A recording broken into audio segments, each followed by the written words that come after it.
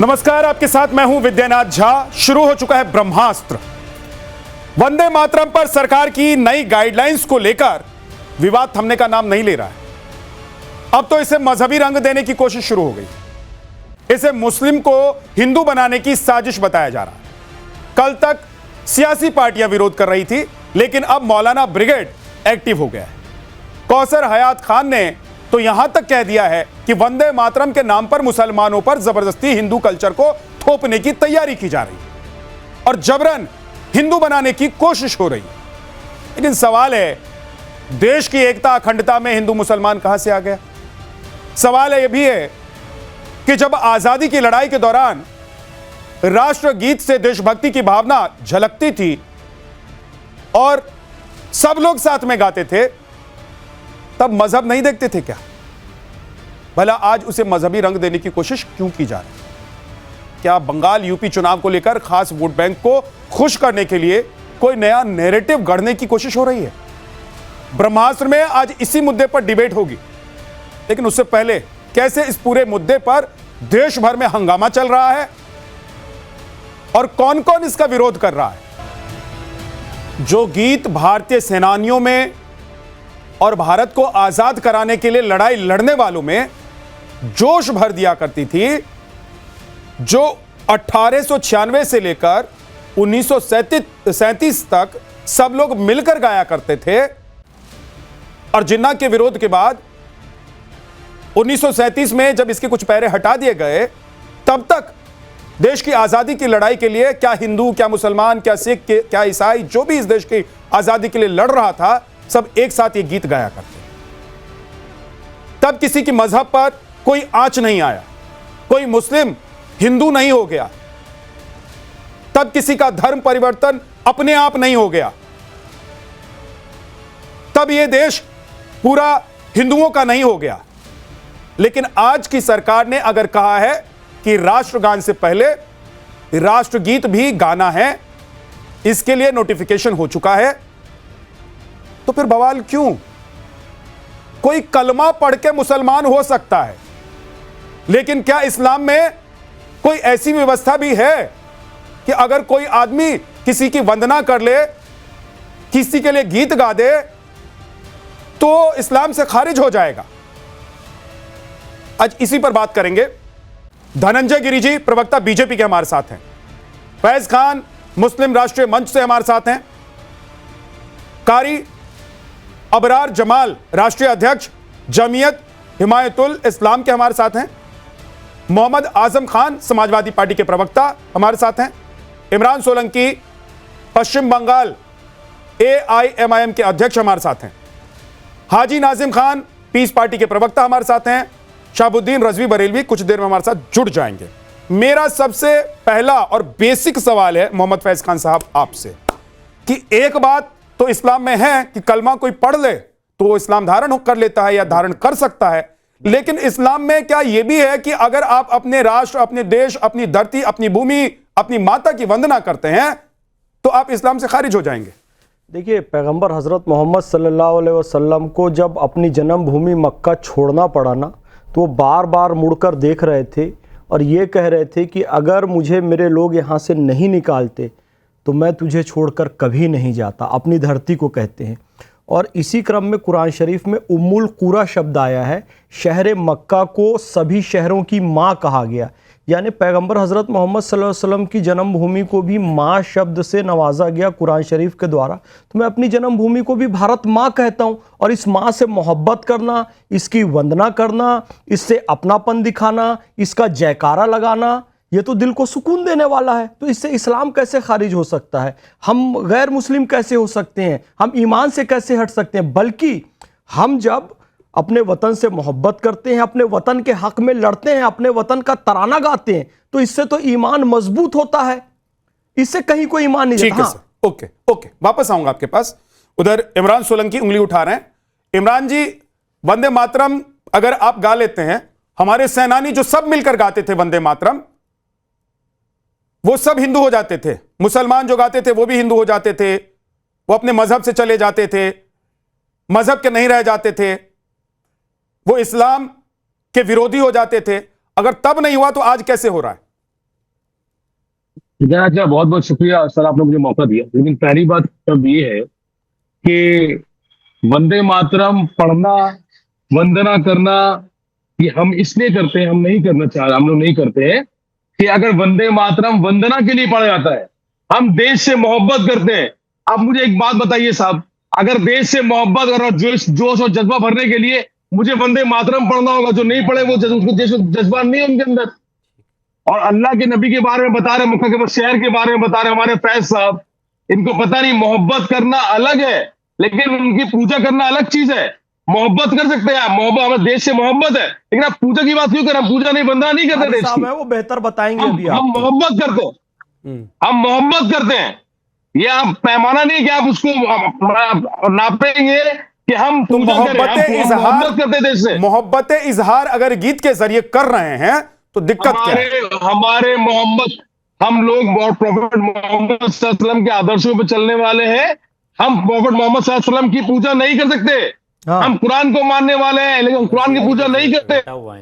हम पूजा वंदना जो करते हैं वो अल्लाह की करते हैं। फैज साहब को पता है, मुसलमान है फैज साहब, आप ये बताइए गलत बोल रहे हो सही बोल रहे हो? पूजा करने कोई नहीं कह रहा है इमरान भाई, पूजा करने कोई नहीं कह रहा है, इबादत करने कोई नहीं कह रहा है। एक बात सुन लीजिए, जब हम नमाज पढ़ते हैं, रोजा रखते हैं, तो नियत करते हैं। रोजे की नियत करते हो ना, नमाज की नियत करते हो ना। नियत करता हूं मैं 2 रकात नमाज फर्ज वास्ते अल्लाह ताला के, मुंह मेरा काबा शरीफ के तरफ, पीछे इस इमाम के। क्या इस नियत में कहीं भी वंदे मातरम आता है? हम नमाज पढ़ते हैं, सना पढ़ते हैं, सूरह फातिहा पढ़ते हैं, सूरह रहमान पढ़ते हैं, दरूद इब्राहिम पढ़ते हैं। क्या इसमें वंदे मातरम गाना अनिवार्य होता है? नहीं होता है ना। वो इबादत अलग है, ये ताजीम है। ताजीम तो कर सकते हैं ना। बार बार आप लोग कंफ्यूजन फैला रहे हैं। नमाज में कहीं कोई फर्क नहीं पड़ने वाला है। इसके पहले भी नमाज जैसे होती थी, इसके बाद भी नमाज वैसी होती रहेगी। इबादत नहीं कर रहे, इस बात को क्लियर कट आप समझ जाइए। संविधान, ठीक, आप संविधान के प्रेमबल में क्या लिखा बताइए फैज साहब? संविधान के पहले पेज के प्रेमबल में क्या लिखा बताइए? हम भारत के लोग भारत को एक संपूर्ण प्रभुत्व संपन्न समाजवादी पंथ निरपेक्ष लोकतंत्र राज्य बनाने के लिए इस संविधान को मिति मार्ग शीर्ष शुक्ल सप्तमी 2006 विक्रमी को अधिनियमित, अंगीकृत और आत्मार्पित करते हैं। क्या दिक्कत है हम भारत के लोग में आपको? तो फिर आपको पता हो कौन सी असेंबली में रोहिणी कुमार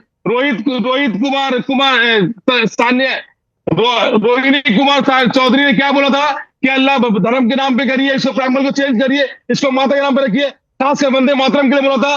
कौन से असेंबली ने उसको रिजेक्ट किया? उसके बाद हमारे केबी कामत साहब ने उन्होंने कहा था कि भाई इस सिटीजन को आप हर सिटीजन करिए, भगवान के नाम पे करिए।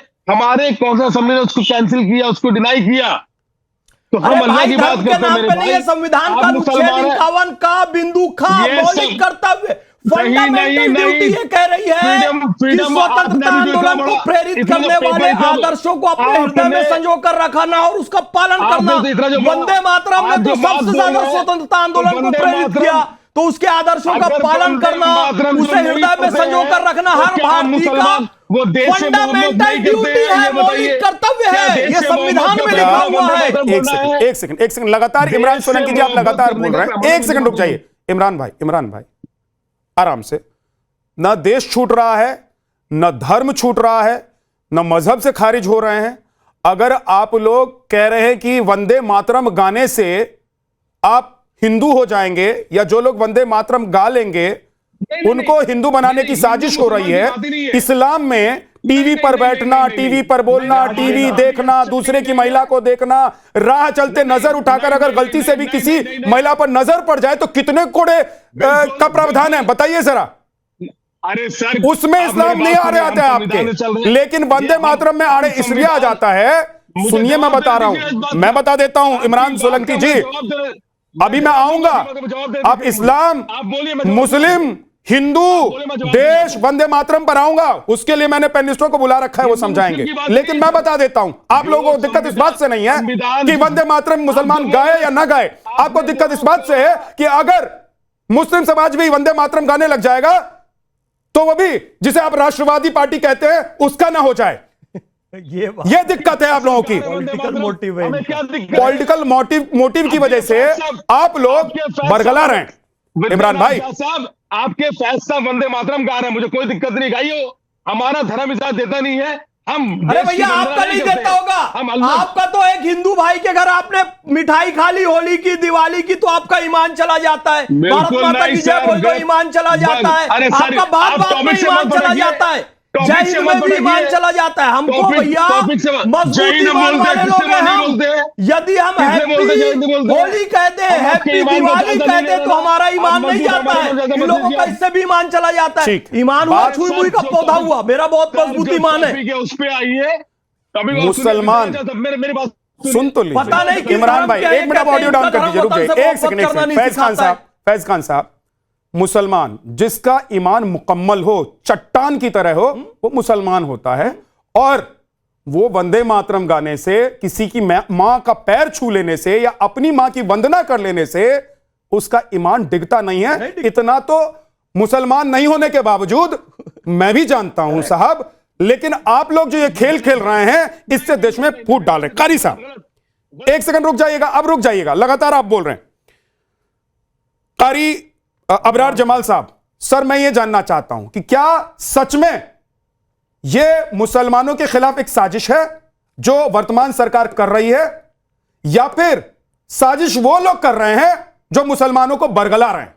साजिश वो लोग कर रहे हैं जो सड़क चलते हैं इनकी नजर कहां पड़ जाती है और कहां कहां देखते हैं, किस किस को देखते हैं और कितने कोड़े का प्रावधान है, वो नहीं सोचते हैं। लेकिन ये सोचते हैं कि भाई साहब अगर हम वंदे मातरम गा लेंगे तो हमारा ईमान डिग जाएगा, मुसलमान नहीं रहेंगे। कारी साहब बिस्मिल्लाहिर्रहमानिर्रहीम, इन्नमल अमालु बिन्नियात। हदीस रसूल का मफ़हूम है कि तमाम अमल का दारो मदार नीयत के ऊपर है।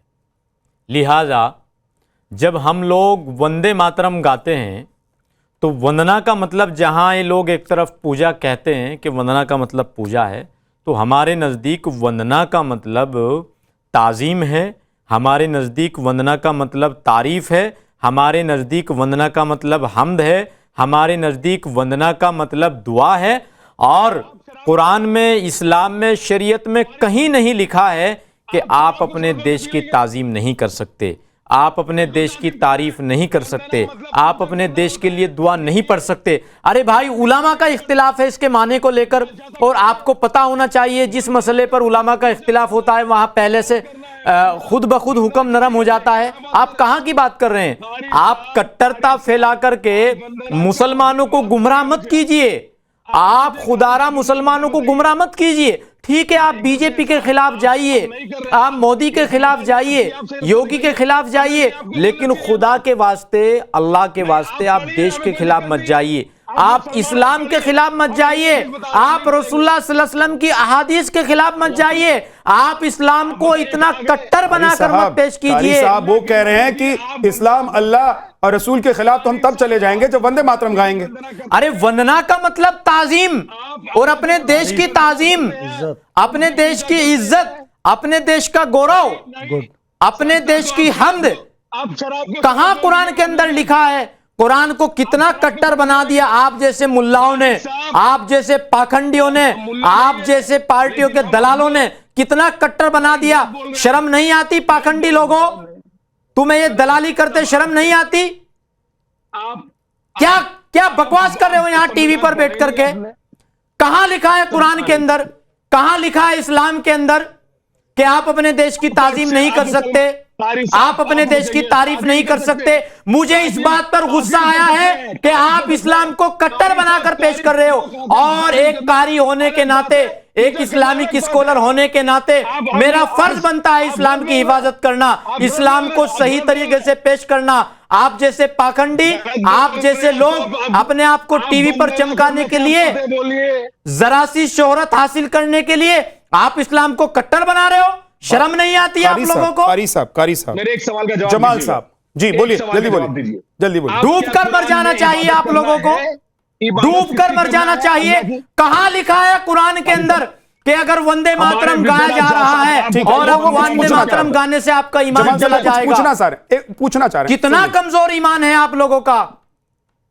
मेरे प्यारे प्यारे आका अलैहिस्सलातु वस्सलाम का ईमान तो भंगे के साथ कुछ खाने से पूछना नहीं चाह रहे हैं, गया। उनको बता दीजिए, क्योंकि इनको चुप आपने कहा कि वो कराइए, इनको कट्टर चुप हैं, कराइए। वो बरगला रहे हाँ, हैं, वो पूछिए ना, बेकार हैं, तो पूछिए ना। पूछना चाह रहे हैं, सुन लीजिए पूछिए। उनको। बोलिए।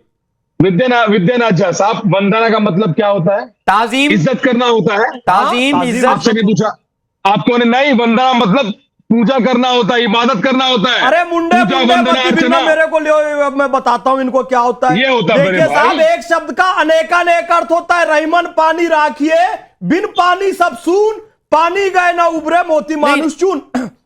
यहाँ पर एक कुरान पानी की का आयत पढ़ के अर्थ है सुनाइए, सूरह बकरा पढ़ के H2O सुनाइए। से, एक सूरह बकरा पानी पढ़ का के अर्थ सुनाइए, है फैज साहब। मोती के फैज रंग साहब, से सूरह बकरा पढ़ के सुनाइए। एक पानी का अर्थ है फैज साहब, सूरह इज्जत बकरा पढ़ के से। सुनाइए। उसी तरीके से वंदना फैज का साहब, एक अर्थ आप पूजा मुसलमान और इबादत मुझे होता शक है, जो सूरह कि बकरा पढ़ के विद्या भैया सुनाइए। के अनुसार है। फैज साहब, कारी आप साहब के मुसलमान हैं। अनुसार वंदना सूरह का बकरा एक पढ़ के अर्थ सुनाइए। ताजीम, अरे इज्जत, पूजा अजमत, सर, तारीफ गीता होती पढ़ लेंगे, है। फिर थोड़ा आपको मुसलमान है, संस्कृत गीता के, पढ़ के अरबी के, उर्दू के शब्दों का आप मतलब सूरह पता ही बकरा नहीं पढ़ के है, सुनाइए। यमक अलंकार नहीं पता नहीं है, पढ़ेंगे। श्लेष अलंकार नहीं पता नहीं है। पढ़ेंगे। आपको ये पता है ना कि कुरान वंदे नहीं पढ़ते मातरम एक कविता है और ये उसमें गीता पढ़ के अलंकारों का आए हैं, ये प्रयोग वेद होता पढ़ के आए है। हैं। आपको पता है ना फैज साहब, कि वेद एक फैज काव्य है। साहब, आपको पूरा पता है ना बकरा पढ़ के कुरान सुनाइए। शरीफ पूरा काव्य में लिखा गया कुरान है में और कितनी उसमें आयतें कुछ हैं ये प्रतीक बताइए। होते हैं और उन कुरान में प्रतीकों कितनी के सूरह भिन्न ये भिन्न बताइए। मतलब होते हैं। कुरान पहले में आप कितने उसको पारे ये सीखिए। बताइए। मुसलमान कुरान में बेशक कितने- वंदे रमजान में मातरम कितने पढ़ रोजे सकता होते हैं है, बताइए। ताजीम के अर्थ पे, इज्जत के अर्थ में, तारीफ के अर्थ में, प्रशंसा के अर्थ में, ये कुरान दुआ नहीं के पढ़ते अर्थ सर। में, ठीक। प्रार्थना क्या के बात अर्थ में। करेंगे? ठीक ठीक ठीक। अब वो जवाब, अब वो जवाब दे रहे हैं। सुनाइए फैज साहब। अगर वो फैज सुना साहब, देंगे तो सूरह क्या बकरा करेंगे? सुनाइए। आप इस्लाम से खारिज हो जाएंगे क्या सुना या दिया? आपका ईमान, आपका ईमान। तो एक सेकंड रुक जाइए, एक सेकंड। अगर वो सुना देंगे, एक सेकंड रुक जाइए। मैं बता रहा हूं, मैं जानता हूं फैज खान को, पर्सनली भी जानता हूं, सिर्फ पैनलिस्ट होने के नाते नहीं जानता हूं, मैं पर्सनली भी जानता हूं और मैं दावे के साथ कह रहा हूं। वो ये भी बता देंगे जो आप पूछ रहे हैं कि कितना सूरा है और कितने अध्याय हैं, और वो ये भी बता देंगे कि कुरान में क्या क्या लिखा है। तो क्या करेंगे आप बताइए, क्या करेंगे बताइए? आपका सवाल इमरान सोलंकी क्या करेंगे आप? मैं आपको लिख के दे रहा हूं, आप कुछ नहीं कर पाएंगे। आपकी राजनीति चलती है इसी से, जो आप बैठकर आज कर रहे हैं। बात सिर्फ यहीं तक सीमित होती तो तब भी बात चलती कि टीवी पर बैठकर आप लोग बोलकर चले जाते हैं, लेकिन बात यहीं तक नहीं है। बात पूरे देश में हिंदू मुसलमान करने की है, बात पूरे देश में देश को बांटने की है। मेरी बात सुनिए, मेरी बात दिक्कत ये है सर, दिक्कत ये, एक सेकंड रुक जाइएगा, एक सेकंड। मौलाना शहाबुद्दीन बरेलवी, एक सेकंड सर, मैं आ रहा हूं, अब मैं आ रहा हूं। इमरान भाई आप बहुत देर से बोल रहे हैं, बाकी मेहमान भी हैं। देखिए बीजेपी के प्रवक्ता, सबका जवाब उन्हीं को देना है क्योंकि उन्हीं के सरकार ने ये बीज बोया है, तो जवाब उनको देना, उनके पास भी जाना है। लेकिन उससे पहले शहाबुद्दीन रजवी साहब के पास मैं जाना चाहता हूं। भाई क्या दिक्कत है रजवी साहब? मतलब बीजेपी कुछ भी कर दे, बीजेपी कुछ भी ले आए, बीजेपी कोई भी नोटिफिकेशन जारी कर दे, उसका विरोध सिर्फ इसलिए करना है, सिर्फ इसलिए करना है क्योंकि वो बीजेपी कर रही है। इसमें देश की एकता है। भाई राष्ट्रगान गा के अगर लोग एक हो रहे हैं, एकता की भावना आती है, तो राष्ट्र गीत गाकर जिससे इस देश की लड़ाई लड़ी गई, वो देश के लोग अगर गाएंगे तो हिंदू मुसलमान हो जाएगा, मुसलमानों के खिलाफ साजिश हो जाएगी, मुसलमान हिंदू हो जाएंगे। देखिए मोहतरम, पैगम्बर इस्लाम सल्लल्लाहु ताला अलैहि वसल्लम ने देश से मोहब्बत करना सिखाया और ये फरमाया, हदीस शरीफ है कि देश से मोहब्बत करना ये निस्फ ईमान के बराबर है। दूसरी बात, एक मौके पर पैगम्बर इस्लाम सल्लल्लाहु ताला अलैहि वसल्लम ने फरमाया कि हिंदुस्तान से खुशबू की महक आ रही है, तो ये भी हिंदुस्तान से मोहब्बत की एक दलील है। और अभी कारी अबरार साहब ने और जनाब फैज़ खान साहब ने जो बातें कही वंदना के ताल्लुक से, कि वंदना का मतलब है ताज़ीम करना, ये बात बिल्कुल ठीक है और दुरुस्त इसका तर्जमा है। इसको वंदना को पूजने से यानी इसको इबादत से नहीं जोड़ना चाहिए, इसको ताज़ीम से जोड़ना चाहिए। अगर भारत से ताज़ीम मोहब्बत करना, ये तो हमें पैगम्बर इस्लाम सल्लल्लाहु ताला अलैहि वसल्लम ने सिखाया है, ये हमारा मजहब सिखाता है कि जिस वतन में रहिए उस वतन से मोहब्बत प्यार करिए। और यहाँ का मुसलमान, भारत का मुसलमान अपने वतन से मोहब्बत तो प्यार करता है। तो मतलब और रजी साहब बस ठीक है, आपका पॉइंट आ गया रजी साहब, आपका पॉइंट आ गया। वंदे मातरम में कोई दिक्कत नहीं है ना आपको? लोग कह रहे हैं दिक्कत नहीं है, वंदे मातरम गाने में आपको दिक्कत नहीं है? ये लोग कह रहे हैं दिक्कत है। एक सेकंड रजी साहब, वंदे मातरम में कोई दिक्कत तो नहीं है? देखिए, वंदे मातरम में किसी को कोई दिक्कत नहीं होना चाहिए और जो लोग इख्तलाफ करते हैं उनको बोलिए हाजी साहब, बहुत अच्छा। बोलिए। ये पैनल में इस वक्त में देखिए 1 2 3 4 5 लोग हैं ना, 1 2 3 4 5 6 लोग मुसलमान हैं, है ना? और उसमें से अभी 3 लोगों का वर्जन आ गया है जो ये कह रहे हैं कि वंदे मातरम का मतलब भाई अल्लाह के जो बोले सही है। अल्लाह के खिलाफ नहीं है, कुरान के खिलाफ नहीं है, इस्लाम के खिलाफ नहीं है। हाजी साहब, आप तो हाजी हैं, क्या आपको भी लग रहा है कि वंदे मातरम गाने से कोई मुसलमान हिंदू हो जाएगा? मुसलमानों के खिलाफ देश में साजिश चल रही है?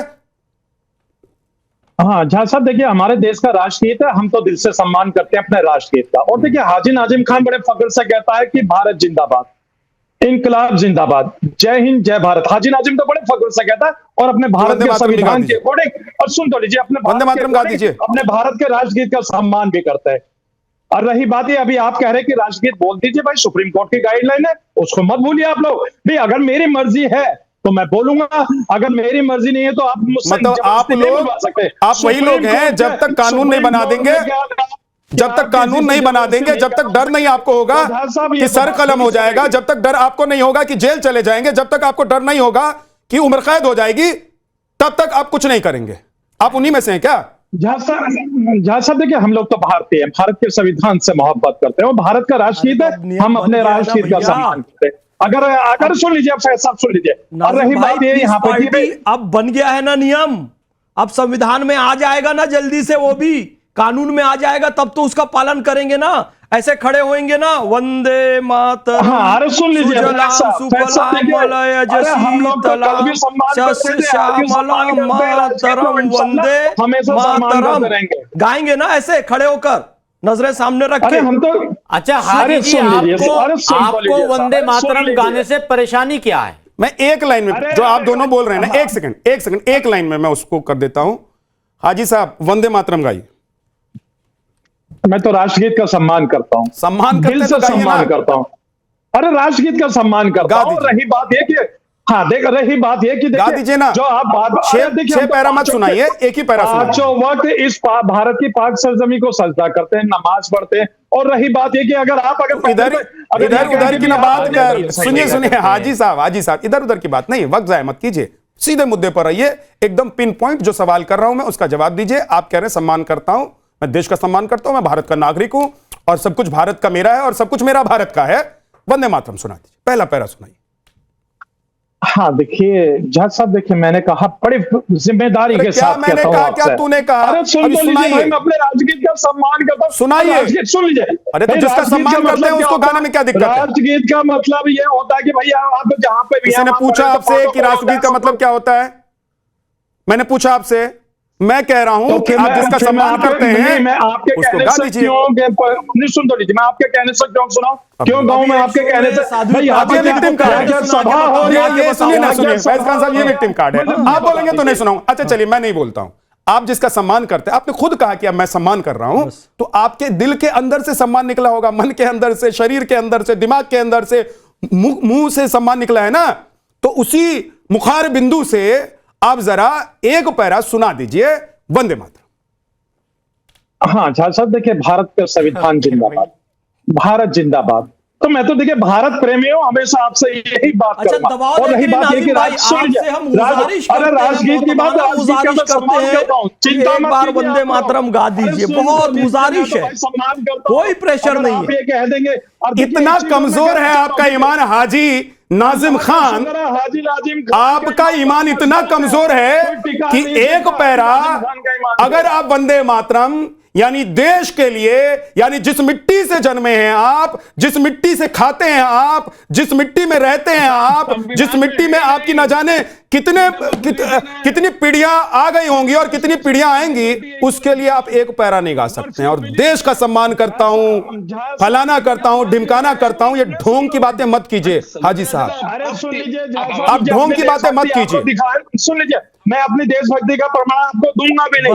अरे मैं तो भारत की पाक सरजमी की मिट्टी से, अरे फैज खान कह रहे हैं कि प्रमाण मत दीजिए, रिक्वेस्ट कर रहे हैं। मिट्टी के अंदर इतना गुजारिश किया, रिक्वेस्ट किया, उन्होंने हिंदी में भी बोला, उर्दू में भी बोला, इंग्लिश में भी बोला। अब तीनों में से जिस भी अल्फाज में आपको ये सूट करता है उनका रिक्वेस्ट है, गुजारिश है। हाँ, कारी साहब भी रिक्वेस्ट कर रहे हैं, ये भी कारी साहब भी आई रिक्वेस्ट यू प्लीज। हाँ देखिए, कारी साहब का तो मैं सम्मान करता हूँ, कारी साहब का दिल से सम्मान करता हूँ। अभी सुन तो लीजिए, अभी कारी साहब ने किस तरीके से यहाँ पे हमारे डॉक्टर धनंजय गिरी, किस तरीके से, डॉक्टर धनंजय गिरी हमारे साथ हैं। एक सेकंड रुक जाइए डॉक्टर साहब, डॉक्टर धनंजय गिरी साहब, आप लोग जानबूझकर हर थोड़े दिन पर कुछ ना कुछ ऐसा कर देते हैं कि देश में बहुत सारे लोगों को मौका दे देते हैं, फिर आप ही लोग कहते हैं कि ये लोग देश में हिंदू मुसलमान कर रहे हैं। अगर आपको लग रहा है कि 1937 में विरोध की वजह से कुछ लाइनें हटानी पड़ गई थी, तो अब आप कह रहे हैं कि सारी लाइन भी गाओ, और आप लोगों ने जरूरी भी कर दिया कि राष्ट्रगान से पहले आपको राष्ट्रगीत गाना होगा। यह अन्याय क्यों कर रहे हैं आप मुसलमानों पर? विद्यानाथ जी, जब बंकिम चंद्र की कलम से यह स्वर फूटा होगा वंदे मातरम, तब उन्होंने भी नहीं सोचा होगा कि ये करोड़ों गीत गले का कंठहार बन जाएगा। इसको गाते हुए लोग फांसी के फंदे को चूम लेंगे। मादरे वतन की मुक्ति का एहसास जिस मुस्लिम महिला रायान तैयब को हुआ, उन्होंने कांग्रेस के अधिवेशन में पहला वंदे मातरम गाया। उन्हें तो कोई दिक्कत नहीं हुई। जैसा कि फैज खान भाई बता रहे थे कि उनका ईमान तो छुई बुई का पौधा नहीं था कि उनका ईमान डोल गया या उनको दिक्कत हो गई कोई। भाई, जिस मिट्टी में आप ताक़यामत रहेंगे, ताक़यामत जिस मिट्टी आपको अपने आगोश में रखेगी, उसके सजदे में बोलने में क्या दिक्कत हो रही है? दूसरी बात, अगर आप वंदे मातरम से दिक्कत है तो वंदे भारत ट्रेन में आप कैसे चढ़ेंगे? फिर आपके लिए अलग से सलाम इंडिया ट्रेन चलानी पड़ेगी। अब वंदे भारत में आप कैसे चढ़ पाएंगे? अगर वंदे भारत राशन योजना शुरू कर दी जाए तो भारत में जो आपने बड़ी भीड़ पैदा की है, वो राशन कहां से खाएगी? उसको राशन कहां से आएगा? अगर वंदे भारत चुनाव अभियान चल दे तो आप वोट नहीं दे पाएंगे। फिर आपका क्या होगा?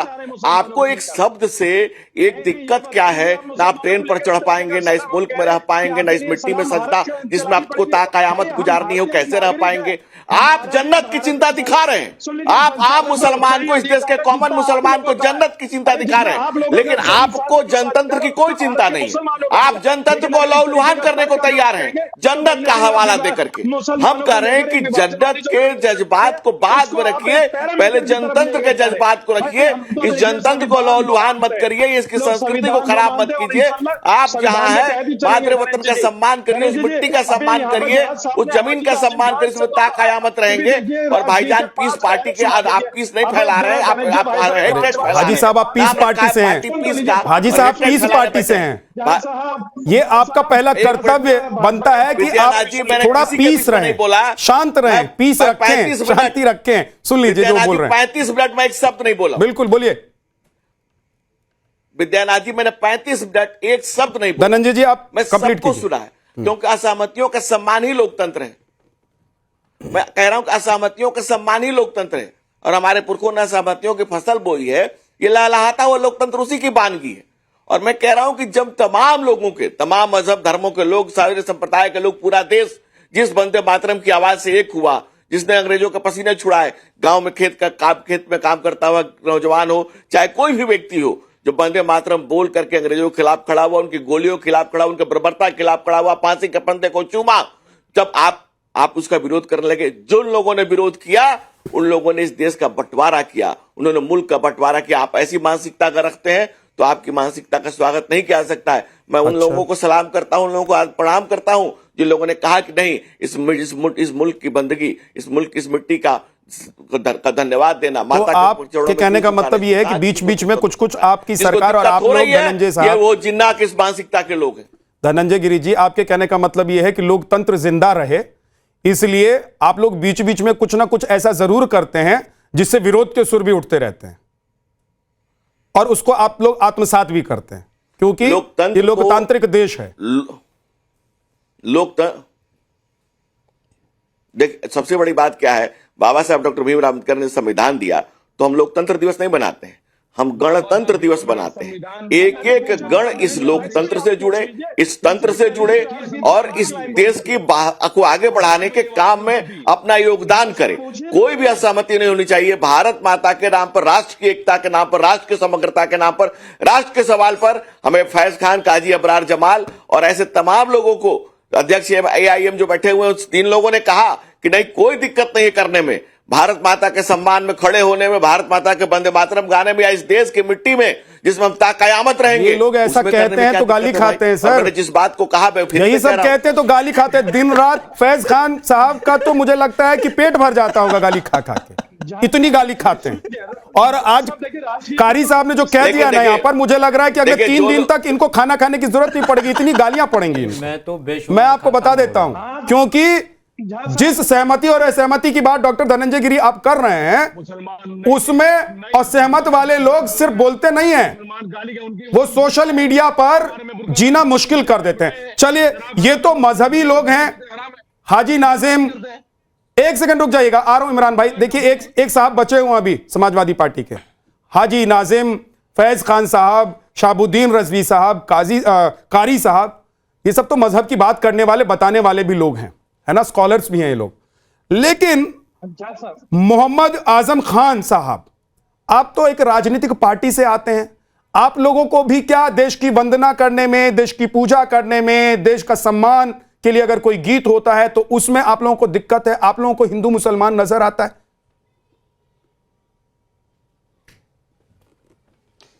देखिए झा जी, सवाल ये बिल्कुल नहीं है। सवाल ये है कि वंदे मातरम में अभी लोकसभा में जब चर्चा हुई, माननीय राष्ट्रीय अध्यक्ष अखिलेश यादव ने कहा कि हम इसके भाव के साथ खड़े हैं, हमें एतराज कहां है। हमें एतराज ये है जो बीजेपी, जो आरएसएस इसको आज वो बना रही है, वही बीजेपी, वही आरएसएस 1940 में क्या करती है। आरएसएस के प्रार्थना सभा में क्या गाया जाता आपको मालूम है? आरएसएस के प्रार्थना सभा में वंदे मातरम नहीं गाया जाएगा, बल्कि गाया जाएगा नमस्ते सदा वत्सले मातृभूमि। क्यों नहीं वंदे मातरम गाते भाई? बीजेपी की कोई सभा होती है तो सवाल ये नहीं है। एक तो आप वंदे मातरम होते तो आजम खान साहब ने मातृभूमि की वंदना कर दी, अब तो आप इस्लाम से खारिज हो सकते हैं। बीजेपी आप नमस्ते सदा वत्सले मातृभूमि त्वा हिंदू भूमि सुखम वर्धितो, आप पूरा गा दीजिए, नमस्ते सदा वत्सले मातृभूमि त्वा हिंदू भूमि सुखम वर्धितो, महामंगले स्वभूमि तदर्थे पतत्व से कायो नमस्ते नमस्ते, आप पूरा ही गा दीजिए। आजम खान साहब, मैं आपको कह रहा हूँ, आप पूरा गा दीजिए, नमस्ते सदा वत्सले मातृभूमि त्वया हिंदू भूमि सुखम वर्धितो, हम महामंगले स्वभूमि तदर्थे पतत्व से कायो नमस्ते नमस्ते। आप मातृभूमि की वंदना कर रहे हैं, आपकी सारी बातों को मैं खारिज करता हूँ। आप मातृभूमि की वंदना कर रहे हैं, संघ का गीत गा रहे हैं, हम आपका स्वागत करते हैं। अच्छा, एक चीज बताइए, एक सेकंड, दोनों लोग शांत हो जाए। एक सेकंड, वंदे मातरम का सम्मान होना चाहिए, राष्ट्रगान का सम्मान होना चाहिए, मातृभूमि का सम्मान होना चाहिए। तो आपको लग रहा है कि जो बॉर्डर पर खड़े होकर अपना सर कलम करवा लेते हैं, देश के लिए सर्वोच्च बलिदान देते हैं, खून पसीना एक कर देते हैं, बर्फ में गलते हैं, गर्मी में तपते हैं, सर्दी में ठिठुरते हैं, उन लोगों को भी यही भावना रखनी चाहिए जो आप लोग रखते हैं। तो फिर मुझे यह भी बता दीजिए कि अन्न देखकर ही आप लोगों का पेट क्यों नहीं भर जाता है उसकी खुशबू से? अगर सिर्फ अल्फाजों में ही सम्मान करना है आप लोगों को और कहेंगे कि वंदे मातरम गा दो। अटल बिहारी वाजपेयी तत्कालीन प्रधानमंत्री उत्तर प्रदेश से वंदे मातरम वापस लेते हैं, क्यों लेते हैं भाई? सही बोल रहे हैं, मन नहीं भरता लागू कर रहे हैं, अब गा लो, ठीक है? अब तो वही पार्टी लागू कर रही है ना। आजम खान भाई, सब बात आपकी मान लिया, चलो अब बीजेपी को होश आ गया जी, आप कह रहे हैं वंदे मातरम हम लागू करेंगे, चलिए आप गा लीजिए। वंदे मातरम से आपत्ति नहीं है ना? आपको बीजेपी से आपत्ति है, मोदी जी से आपत्ति है, आरएसएस से आपत्ति है, वंदे मातरम से नहीं तो वंदे मातरम गा लीजिए। और नमस्ते सदा वत्सले मातृभूमि त्वया हिंदू भूमि सुखम वर्धितो, हम महामंगले पुण्य भूमि तो दर्थे पतत्व शिकायो नमस्ते नमस्ते। इसका मतलब भी मातृभूमि की वंदना ही है, अर्थ अलग नहीं है, समझिए। वंदे मातरम का या संघ की प्रार्थना का अर्थ अलग नहीं है, मातृभूमि को प्रणाम है, इसकी इज्जत है, इससे जो खा रहे हैं, इससे जो पी रहे हैं, जो इज्जत पा रहे हैं, जो पैसा पा रहे हैं, तो भैया उसी को तो प्रणाम करोगे ना, पड़ोसी को थोड़ी करोगे। तो बदलिए ना। आपके फादर का नाम क्या है? तो आपके फादर नाम अगर किसी से आपके फादर नाम वही रहेगा, पर्सनल हो रहा है, पर्सनल हो जा रहे हैं। देखिए, जब जवाब नहीं होता है तो आप पर्सनल होते हैं, क्योंकि आपको पता है कि आप अगर कोई सही मायने में लॉजिकली, ऑथेंटिकली कोई सवाल कर रहा है आपसे या जवाब दे रहा है आपको और आप उसका जवाब नहीं दे सकते हैं, मुंह तोड़ जवाब नहीं दे सकते हैं क्योंकि मुंह तोड़ सवाल हुआ है, तो आप पर्सनल हो जाते हैं। बहुत बहुत शुक्रिया आप सभी मेहमानों का हमारे साथ जुड़ने में।